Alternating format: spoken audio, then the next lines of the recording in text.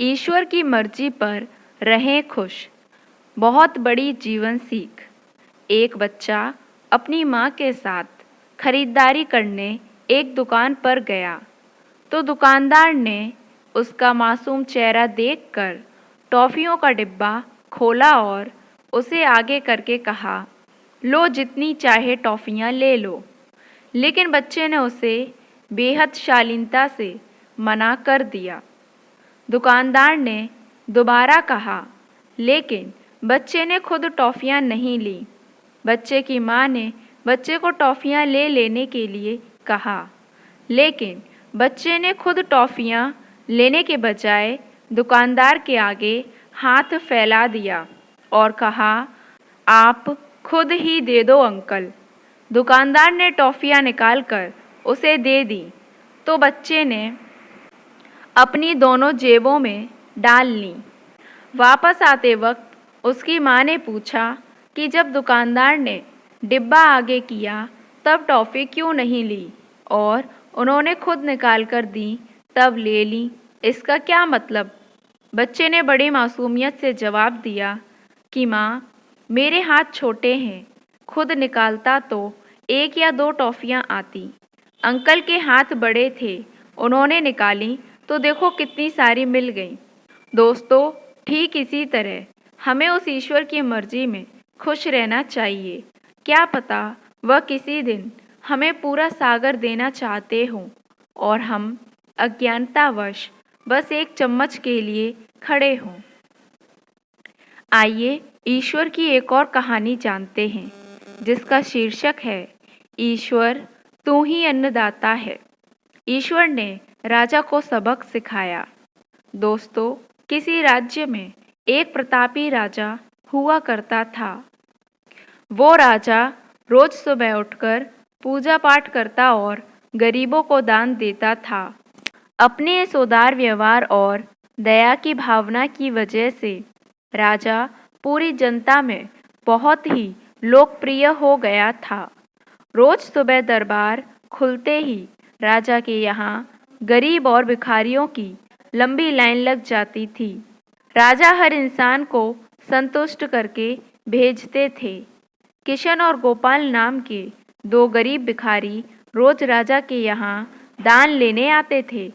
राजा जब किशन को दान देता तो किशन राजा की बहुत वाहवाही करता और राजा को दुआएं देता। वहीं जब राजा गोपाल को दान देता तो वह हर बार एक ही बात बोलता, हे ईश्वर, तू बड़ा दयालु है, तूने मुझे इतना सब कुछ दिया। राजा को उसकी बात थोड़ी बुरी लगती। राजा सोचता कि दान मैं देता हूँ और यह गुणगान उस ईश्वर का करता है। एक दिन राजकुमारी का जन्मदिन था। उस दिन राजा ने दिल खोलकर दान दिया। जब किशन और गोपाल का नंबर आया तो राजा ने पहले किशन को दान दिया और किशन राजा के गुणगान करने लगा। लेकिन राजा ने जैसे ही गोपाल को दान दिया, वो हाथ ऊपर उठा के बोला, हे ईश्वर, तू ही अन्नदाता है। आज तूने मुझे इतना दिया, इसके लिए प्रभु तुझे धन्यवाद देता हूँ।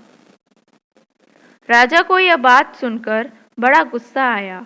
उसने कहा कि गोपाल, मैं रोज तुम्हें दान देता हूँ, फिर तुम मेरे बजाय ईश्वर का गुणगान क्यों करते हो? गोपाल बोला, राजन, देने वाला तो ऊपर बैठा है, वही सबका अन्नदाता है, आपका भी और मेरा भी। यह कहकर गोपाल वहां से चला गया। अब राजा ने गोपाल को सबक सिखाने की सोची। अगले दिन जब किशन और गोपाल का नंबर आया तो राजा ने किशन को दान दिया और कहा, किशन, मुझे गोपाल से कुछ बात करनी है, इसलिए तुम जाओ और गोपाल को यहीं छोड़ जाओ। और हाँ, आज तुम अपने पुराने रास्ते से मत जाना। आज तुमको राजमहल के किनारे से जाना है, जहाँ से सिर्फ मैं गुजरता हूँ। किशन खुशी खुशी दान लेकर चला गया। राजमहल के किनारे का रास्ता बड़ा ही शानदार और खुशबू भरा था। संयोग से राजा ने उस रास्ते में एक चांदी के सिक्कों से भरा घड़ा रखवा दिया था। लेकिन किशन आज अपनी मस्ती में मस्त था। वो सोच रहा था कि राजा की मुझ पर बड़ी कृपा हुई है, जो मुझको अपने राजमहल के रास्ते से गुजारा है। यहाँ से तो मैं अगर आंख बंद करके भी चलूं तो भी कोई परेशानी नहीं होगी। यही सोचकर किशन आंखें बंद करके रास्ते से गुजर गया। लेकिन उसकी नज़र चांदी के सिक्कों से भरे घड़े पर नहीं पड़ी। थोड़ी देर बाद राजा ने गोपाल से कहा कि अब तुम जाओ, क्योंकि किशन अब जा चुका होगा। लेकिन तुमको भी उसी रास्ते से जाना है जिससे किशन गया है। गोपाल धीमे कदमों से ईश्वर का धन्यवाद करते हुए आगे बढ़ चला।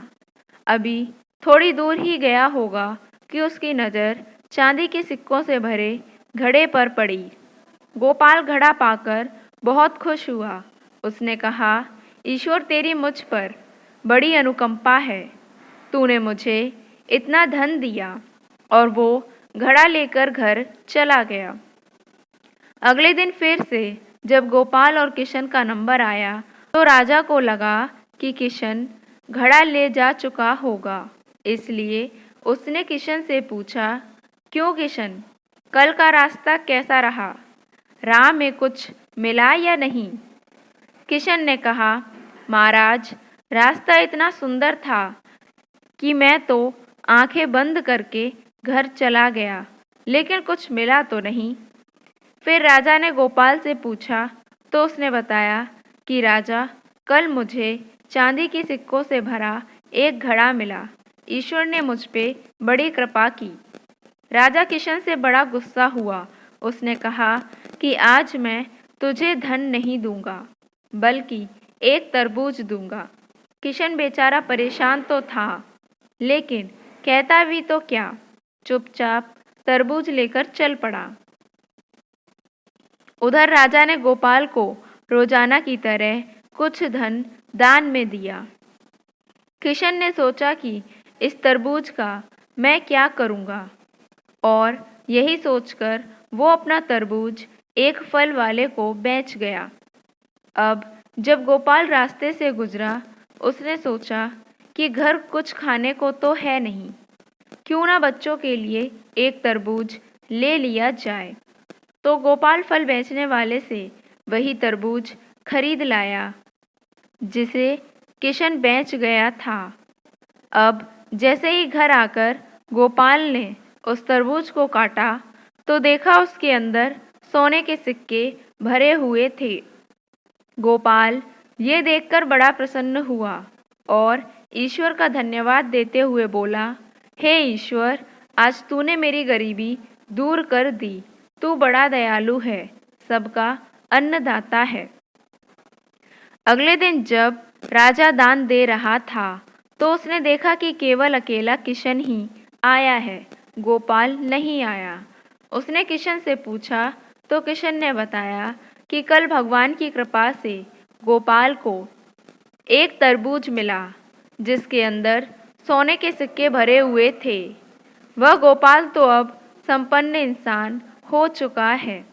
किशन की बात सुनकर राजा ने भी अपने हाथ आसमान की ओर उठाए और बोला, हे ईश्वर, वाकई तू ही अन्नदाता है।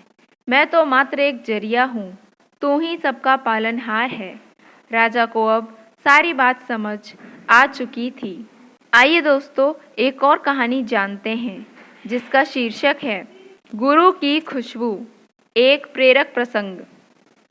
निजामुद्दीन औलिया एक महान मुस्लिम संत हुए हैं। एक बार एक गरीब आदमी जिसकी बेटी विवाह योग्य थी, संत औलिया के पास एक उद्देश्य से आया कि कुछ सहायता मिल जाएगी, क्योंकि संत बड़े दयालु होते हैं। संत से जब गरीब आदमी ने निवेदन किया तो संत ने कहा, भाई, मैं तो फकीर हूँ, मेरे पास तो कुछ धन है नहीं। ऐसा कर, ये मेरी 2 जूतियाँ हैं, इनको ले जाओ। वह आदमी जूतियाँ लेकर चल दिया। और सोचने लगा कि चलो जूतियाँ बेचकर 2 वक्त की रोटियों का इंतजाम हो गया। उधर अकबर के नवरत्नों में से एक अमीर खुसरो को तीव्र वैराग्य हुआ। अपने जीवन भर की कमाई को एक ऊंट पर लाद कर यह सोचकर चल दिया कि यह समस्त धन अपने गुरु निजामुद्दीन औलिया के चरणों में समर्पित कर दूंगा और शेष जीवन गुरु की सेवा करूंगा। यह सोचता हुआ अमीर खुसरो गुरु के आश्रम की ओर बढ़ता जा रहा था और दूसरी ओर से वह गरीब आदमी आ रहा था। अमीर खुसरो को अचानक एक सरस गंध आई। नेत्र भर आए। मेरे पीर की, मेरे आका की, मेरे गुरु की गंध आ रही है। मेरे गुरुदेव कहीं आसपास हैं, ऐसा उसे एहसास होने लगा। तभी वह गरीब आदमी नज़दीक आया तो अमीर खुसरो ने उससे कहा, जल्दी बता तेरे पास क्या है, मुझे मेरे गुरु की खुशबू आ रही है। गरीब आदमी ने बताया कि औलिया की पादुकाएं मेरे पास हैं। बस फिर क्या था। अमीर खुसरो बोले, ला मेरे जीवन की समस्त कमाई ले ले और बदले में पादुकाएं मुझे दे दे। दोस्तों, क्या दृश्य रहा होगा। गरीब आदमी सोच रहा है कि संत के द्वार से कोई खाली हाथ नहीं जाता और उधर समस्त धन के बदले पादुकाएं पाकर अपने को मालामाल समझ रहा है। कहा भी गया है कि समर्थ गुरु और समर्पित शिष्य की लीला अपरंपार है। जय गुरुदेव। दोस्तों, कहानियाँ आपको कैसी लगी कमेंट बॉक्स में लिखकर ज़रूर बताएं। धन्यवाद।